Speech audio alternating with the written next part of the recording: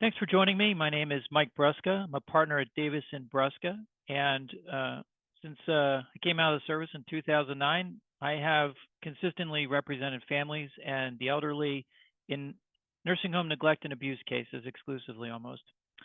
Today, I want to talk about a very serious problem that I see in facilities consistently, and those are falls. Uh, Falls are classified by Medicare and Medicaid services as the leading cause of mortality and morbidity in older adults. That is, the largest causer of injuries and death in the elderly is caused by falls. Now, falls are very serious because as people age, they start to lose their ability uh, to react quickly to emergencies. And so, whereas a younger person would fall and instantly, without even thinking about it, brace themselves with their hands, the elderly don't have that ability. As a consequence, when younger people fall, they fracture their hands and their wrists and their arms. The elderly fracture their hips, shoulders, and skulls. They don't have that ability to very quickly put their hands out and prevent the fall from being catastrophic. Uh, so these falls are a problem because they typically lead to very serious fractures, um, in particular a hip fracture, because it'll cause immobility. And uh, when people aren't moving, their bodies decondition rapidly. And the older you get, the quicker that process occurs. So if you're not able to move around, you're not able to just simply walk around, you will begin to decondition. Your muscles will atrophy, that is, they get smaller. And so the outcome can be devastating. I think the statistics are that in the elderly, when there's a hip fracture, death often will occur within 6 months.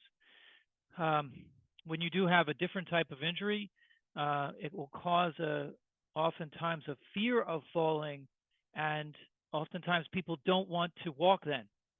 You'll see a recalcitrance or a pushback on walking if a person's had a fall with an injury because they're afraid they're going to fall and injure themselves again. And that fear of falling will also, in turn, cause that kind of immobility.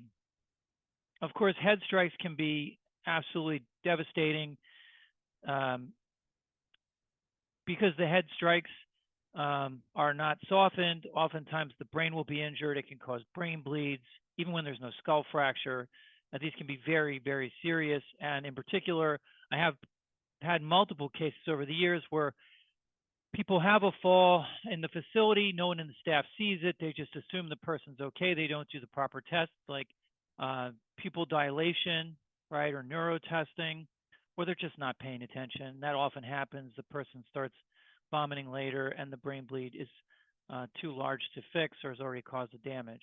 And it's critical if you do have that kind of injury to get out to the hospital immediately. And in particular, if you have a fall with a potential head strike and the person has cognitive impairment or dementia, they can't tell you what happened, the facility should have them out to the hospital out of precautionary measures because the downside is so dangerous. So the consequences of falls in the elder can be absolutely devastating. And so these are very serious injuries. And of course, if you go to the Nursing Home Compare website, and there is an overall star rating in 3 subcategories. One of those subcategories is quality measures. And these are quality of care indicators. That is, things that CMS says, if these are too high, they may be indicative of the type of care they're delivering in that facility. And falls with a major injury is one of the indicators. So CMS takes this very seriously. Good nursing homes take this seriously. And people that practice with the elderly in medicine take this very seriously. So, are falls inevitable? The answer to that question is no, they're not inevitable. I often hear this. Oh, listen, people fall. It just happens. It happens absent negligence. Well, one of those 2 statements is true. Falls can happen absent negligence, but many falls are preventable if the proper interventions are in place and your facility is staffed up in order to provide those proper interventions. So having a fall is not a foregone conclusion. If you have a loved one that's at risk for falls, um, it's important to understand what the facility is doing to prevent them. I've seen different philosophies on some of the interventions I'm going to discuss with you. I will tell you that um, some of these philosophies that indicate that maybe we shouldn't do these things were not presented to the family. And I can assure you the family won't have asked for that intervention had they had the option, right? That is, the facility made a decision. Well, we have a philosophy, we don't use that intervention, and the family didn't know about it. And I can assure you that the family would have chosen to have that intervention. So understanding the world of interventions that are out there is important when you go to your care conference meeting, because if you don't hear some of these things and your concerns are not dealt with, then I would raise them. All right, so the most important intervention is increased supervision. All right, now you can only do that with staff. That's it, generally speaking. There are some tools, modern tools now with cameras, although I don't see them that often for people. And so increased staffing, increased rounding, in particular with people that are high risk for falls, are known to not ask for help, is really important. I've seen this particular intervention many, many times in a care plan, and it'll say, encourage to use the call bell. That is a meaningless intervention when you have someone cognitive impairment. Because when you have either Alzheimer's or dementia, one thing they have in common is there is no short-term memory. All right, so you can go in there and say, good morning, Jane. Make sure to use your call bell if you need to use the restroom or go to the bathroom. And she'll say, got it, sure. And then it's gone, okay?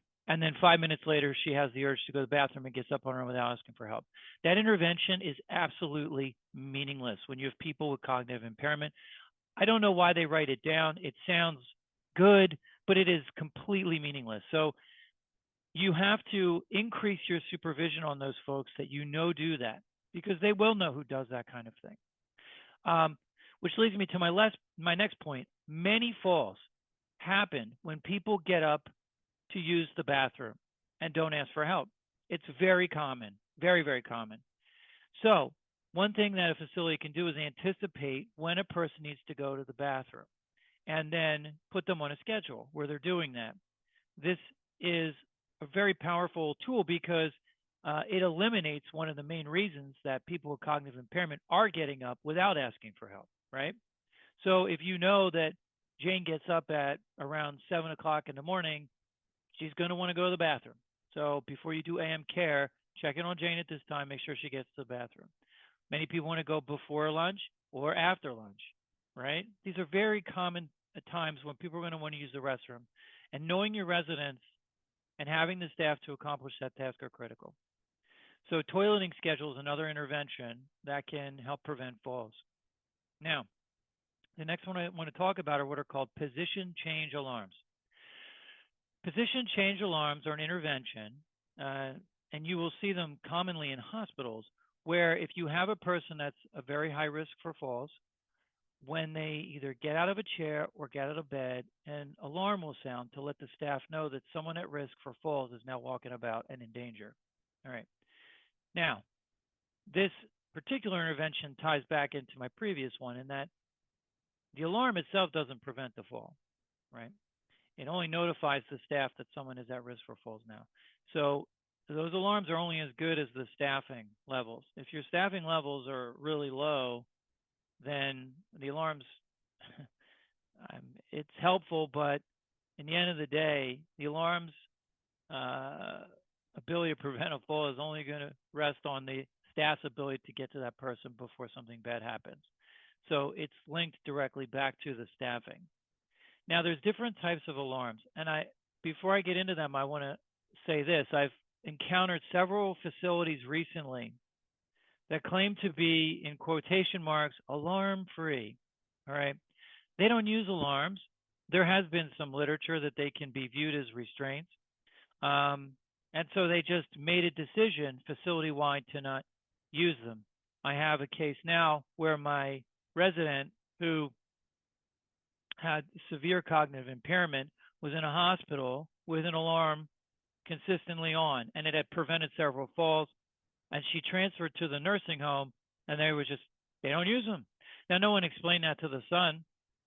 And they have this information, by the way, right? but they just elected not to use them. And you can envision what happened. Within 24 hours, she got up and she had a fall. So this idea that facilities, quote, just don't use them, close quote, I don't know about that. There is guidance to nursing homes about the use of alarms, and it says you should minimize the use, right? And you shouldn't use it as a substitute for supervision, okay? But there's nothing there that says you can't use them or don't use them. So if the resident calls for it, then you use it, all right? There's other tools that nursing homes view in the same way, right? Bed rails is one. They can't. It's not that they can't use them. It's that they're supposed to make sure that it's appropriate in that instance before they use them. So alarms are of this variety. Now there's different types of alarms. One type of alarm is a bed alarm or pressure alarm. So it's basically a mat that rolls under the sheet of the bed that the person lays on, and when the pressure comes off of it, it starts to sound. Now these alarms are really helpful if you have residents that are spending most of their time in bed but are apt to get up. These are very effective because usually these people are getting up to go to the bathroom, and they're going to let the staff know, hey, they're getting up, right? It's not an instance where a person is already walking about. Now, suffice to say, most people that require alarms are not moving about quickly. So this should give the staff ample time to hear the alarm and respond to it and avert a disaster. Another type of alarm is a tab alarm or chair alarm. You see these. Kind of clips onto a person's clothing, and there's a little box that clips on, usually the back of the wheelchair. And as the person sits up, and there's a little cord, and as it disconnects, it sounds the alarm. It's the same mechanism as a bed alarm. Basically, it'll sound the alarm, and the staff needs to respond to it. But this one, like I said, can work for chairs. I will tell you there's a product out there because some people complain about the alarms and say, oh, listen, the staff are jaded to it or whatever it happens to be. The alarm's purpose really is twofold. Not only does it notify the staff, but also reminds the person, hey, use a call bell light.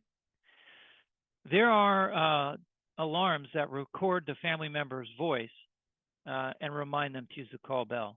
So if you have these types of alarms, when a person goes to get up, whether it be a bed alarm or tab alarm, and the alarm goes to sound, you'd hear maybe your spouse or child's voice saying, Dad, don't forget to use the call bell.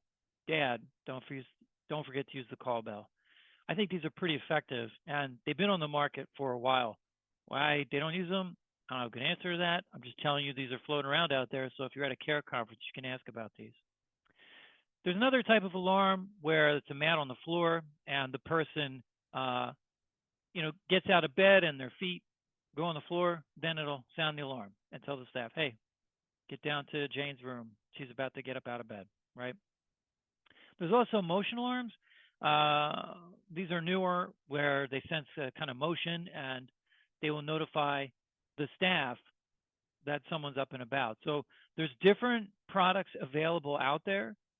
They all work differently. None of them are illegal or banned. I had a director of nursing tell me that a couple of weeks ago that they were illegal. I said, they're not. It's ridiculous. The federal regulations are very clear they're not illegal. And so if your resident is appropriate for an alarm, those are floating around out there. Another common intervention, and this one is very simple, is to be sure the bed is in the low position. Most beds in nursing homes, they go up and they go down. All right. Now, having them down is important because this way it has really twofold purpose. If a person goes to get out of it, it's a little more difficult, and it might make them think to ask for help. But additionally, if they roll out of the bed, then they're falling much smaller distance than had it been in the high position.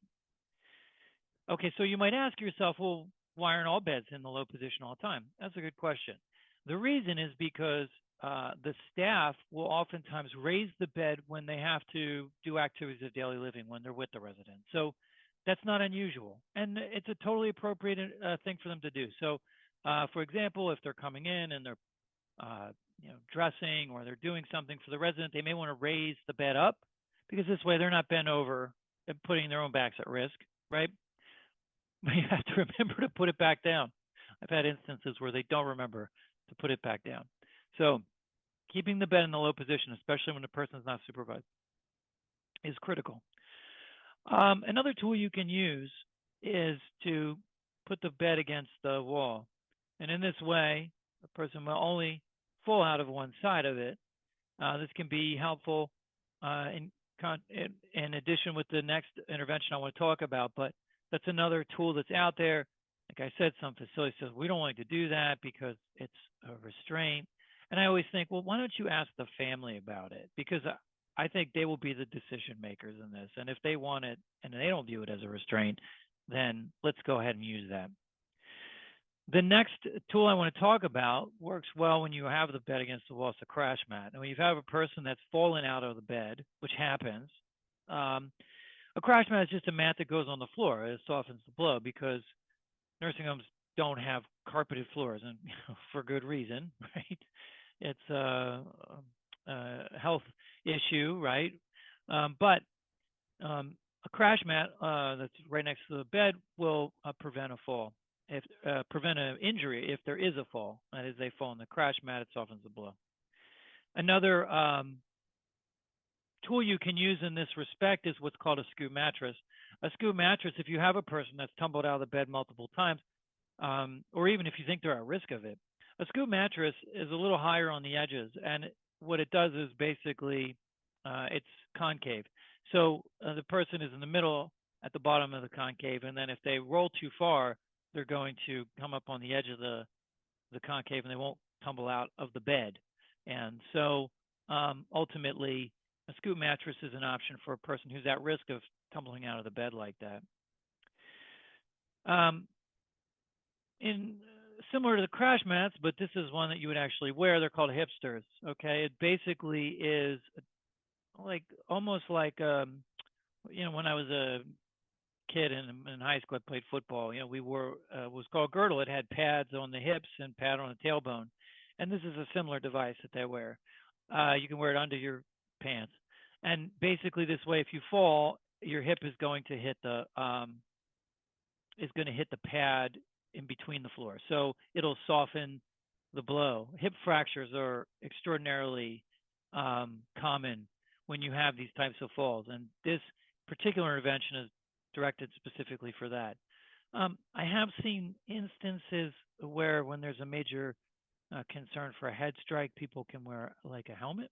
In fact, I've seen that not just for the elderly, but that's another one in the same vein as the hipsters. Now, of course, another common intervention is to bring a person in a public area, either the nurse's station or a common area. Number one, it's good for them. They're going to be around people. They can talk to people. They're going to be around others, and that's good, right? But additionally, it puts them in an area where there's going to be an increased supervision, and so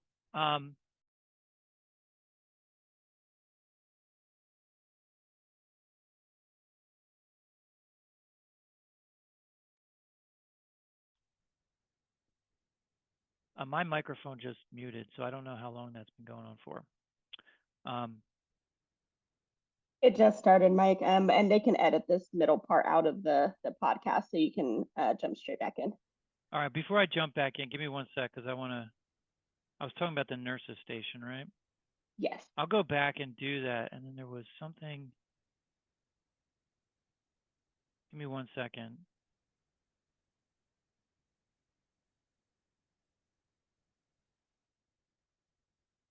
Where is it? It's just gone from my brain. Hold on.